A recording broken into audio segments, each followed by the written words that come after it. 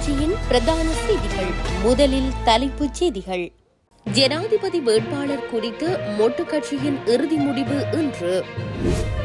தமிழ் மக்களின் வாக்குகளை சிதறடிக்க முயற்சி, அரசியல் ஆய்வாளர் சுட்டிக்காட்டு. அரசியலமைப்பை மீறி பாராளுமன்ற சட்டம் இயற்ற முடியாது, யாழ் பிராந்திய இணைப்பாளர் கனகராஜ் தெரிவிப்பு. கனடாவில் வேலைவாய்ப்பு, 450 பேருக்கு அரிய சந்தர்ப்பம். தொடர்பான விரிவான செய்திகள்.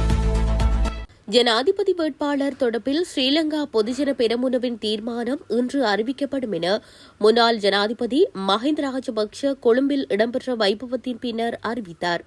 தாம் எப்போதும் தமது கட்சியின் கருத்திற்கு செவிசாய்ப்பதாகவும் ஜனாதிபதி தேர்தல் தொடர்பாகவும் கட்சியின் கருத்தின்படியே செயற்படுவதாகவும் அவர் தெரிவித்துள்ளார்.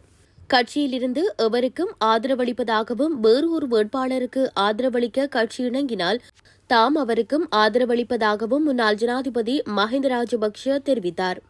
இந்த நிலையில் ஜனாதிபதி தேர்தலில் ஸ்ரீலங்கா பொதுஜன பெரமுன எடுக்கும் நிலைப்பாடு தொடர்பில் இறுதி தீர்மானம் எடுக்கும் அதிகாரம் மஹிந்த ராஜபக்ஷவிடம் ஒப்படைக்கப்பட்டுள்ளது.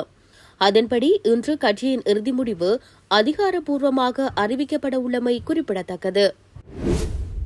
இலங்கை அரசியலமைப்பு நாட்டின் நியூ இயர் சட்டமாக கருதப்படுகின்ற நிலையில் பாராளுமன்றம் அரசியலமைப்பை மீறி சட்டம் இயற்ற முடியாது என இலங்கை மனித உரிமைகள் ஆணைக்குழுவின் யாழ் பிராந்திய இணைப்பாளர் கனகராஜ் தெரிவித்தார். யாழில் மனித உரிமைகள் பாதுகாவலர்களுக்கான சீலமர்வில் வளவாளராக கலந்து கொண்டு கருத்து தெரிவிக்கையிலேயே அவர் இவ்வாறு தெரிவித்தார்.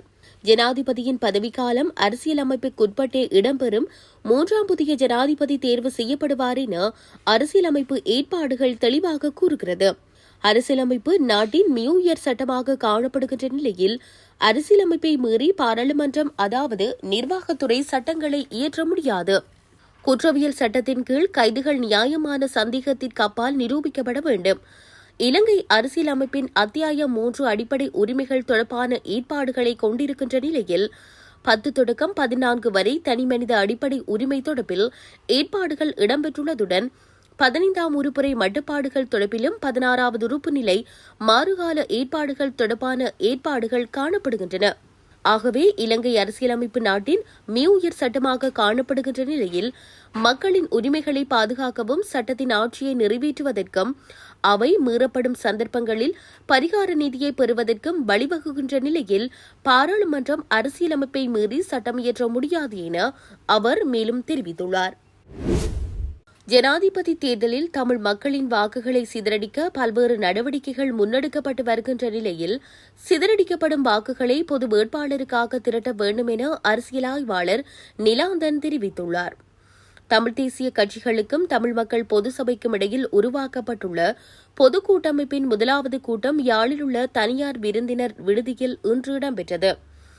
இக்கூட்டத்தின் முடிவில் ஊடகங்களுக்கு கருத்து வெளியிடும் போதே அவர் இந்த விடயத்தினை குறிப்பிட்டார்.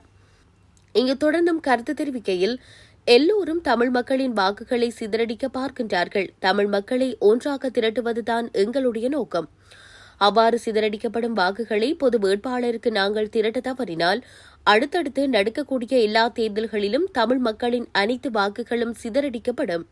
எனவே தமிழ் வாக்குகள் சிதறடிக்கப்படுவதிலிருந்து தமிழ் மக்களை பாதுகாத்து தமிழ் மக்களை திரண்ட சக்தியாக மாற்றுவதுதான் எங்களது நோக்கம் என தெரிவித்தார்.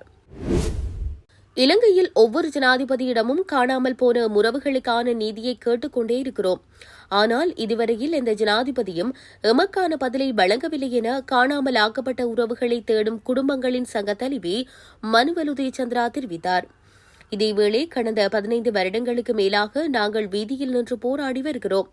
ஆனால் எங்களை யாரும் திரும்பி பார்ப்பதாக தெரியவில்லை என அவர் மேலும் சுட்டிக்காட்டினார். மன்னார் மாவட்ட வலிந்து காணாமல் ஆக்கப்பட்ட உறவுகளை தேடும் குடும்பங்களின் சங்கம் நேற்று தினம் மன்னார் மாவட்ட செயலகத்திற்கு முன் போராட்டம் ஒன்றை முன்னெடுத்த போதே அவர் இவ்வாறு குறிப்பிட்டார். 450 பேருக்கு வேலைவாய்ப்பு வழங்கும் வகையில் கனடாவின் ஒட்டாவாவில் புதிய விஞ்ஞான ஆய்வுக்கூடம் உருவாக்கப்பட்டுள்ளது. குறித்த ஆய்வுக்கூடமானது சுமார் $1 பில்லியன் முதலீட்டில் ஒட்டாவா தேசிய ஆய்வு பேரவையால் அமைக்கப்பட உள்ளதாக தெரிவிக்கப்படுகிறது. இந்த நிலையில் இது தொடர்பான உத்தியோகபூர்வ அறிவிப்பை சமூக அபிவிருத்தி அமைச்சர் ஜின்னா சொட்ஸ் அறிவித்துள்ளார்.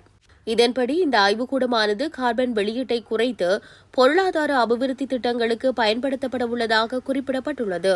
மேலும் இதன் கட்டட நிர்மாணத்திற்கான ஒப்பந்தங்கள் ஏற்கனவே செய்து கொள்ளப்பட்டுள்ளதாகவும் தெரிவிக்கப்படுகிறது. இதேவேளை இந்த கட்டடத்தின் வடிவமைப்பு நடவடிக்கைகள் இந்த ஆண்டு ஆரம்பமாகும் எனவும் நிர்மாண பணிகள் எதிர்வரும் 2026ஆம் ஆண்டு முன்னெடுக்கப்படும் என்றும் அறிவிக்கப்பட்டுள்ளது. கிழக்கு சிரியாவில் அமெரிக்க படைகள் தங்கியிருக்கும் ராணுவ தளம் 3வது முறையாக தாக்குதலுக்குள்ளாகியுள்ளதாக ஊடகங்கள் நேற்று ஞாயிற்றுக்கிழமை அதிகாலை தெரிவித்துள்ளன. பெய்ரூட்டை தளமாக கொண்ட அல்மயாதின் செய்தி நிறுவனத்தின்படி டெய்யர் ஜோரில் உள்ள கொனோஹோ எரிவாயு வயலில் அமைந்துள்ள தளம் 3 முறை ராக்கெட் தாக்குதலுக்கு இலக்கானதாக தெரிவித்துள்ளது. பதிலுக்கு அமெரிக்க படைகள் குண்டுகளை வீசி தாக்குதல் நடத்தியுள்ளன. அவர்களின் விமானங்கள் மற்றும் உலங்கு வானூர்திகள் தளம் மற்றும் அதை சுற்றியுள்ள பகுதிகளுக்கு மேலே நகர்ந்ததாக அந்த செய்தி நிறுவனம் கூறியுள்ளது. ராக்கெட் தாக்குதலுக்கு இதுவரை எந்த அமைப்பும் பொறுப்பேற்கவில்லை. ஆனால் சமீபத்திய மாதங்களில் இதுபோன்ற சம்பவங்கள் அண்டை நாடான ஈராக்கை தளமாக கொண்ட எதிர்ப்பு குழுக்களால் நடத்தப்பட்டதாக தெரிவிக்கப்படுகிறது. ஈராக்கிய எதிர்ப்பு குழுக்களும் காசா பகுதியில் நடத்தி வரும் போரில் இஸ்ரேலிய ஆட்சிக்கு அமெரிக்கா அளித்து வரும் ஆதரவிற்காக கடும் கோபமடைந்துள்ளது. இத்துடன் செய்திகள் யாவும் நிறைவு பெறுகின்றன. மேலதிக செய்திகளை அறிந்து கொள்வதற்கு www.tamilaram.com எனும் இணையதளத்தை பார்வையிடுங்கள்.